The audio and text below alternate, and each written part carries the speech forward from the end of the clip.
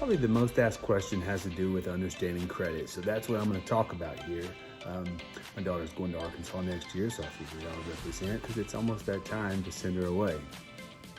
If you're new here, my name is Brad Lynch, also known as your mortgage guy for life. I've been doing home loans in the Texas area for almost 20 years. I know a little something, want to share a little something.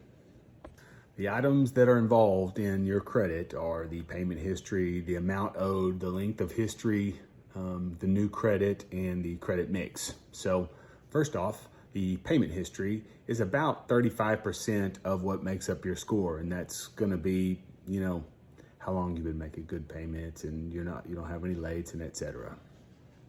Another one is the amount of credit, amount that you owed. And that's gonna be about 30% of what makes up your score. And that's gonna be how much do you owe compared to how much that credit line will allow you, and then also a number of accounts how much do you owe altogether. And it turns out that length of history is going to be 15%. And obviously, length of history is how long you've had an account. If all of your accounts are brand new, even if you're not missing payments, you're going to have a decent score, but not as a good score as if you would have had them for a much longer period. So that helps. 10% of your score comes from new accounts. Now, if you've recently opened a bunch of new accounts, it's going to temporarily ding your score.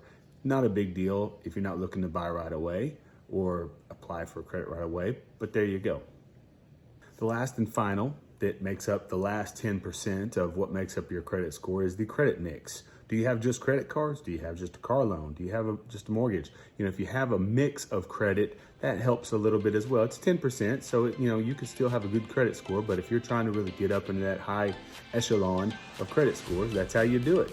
If you have more questions, you can always call me. My name is Brad Lynch, your mortgage guy for life, 469-450-2723. Have a great day.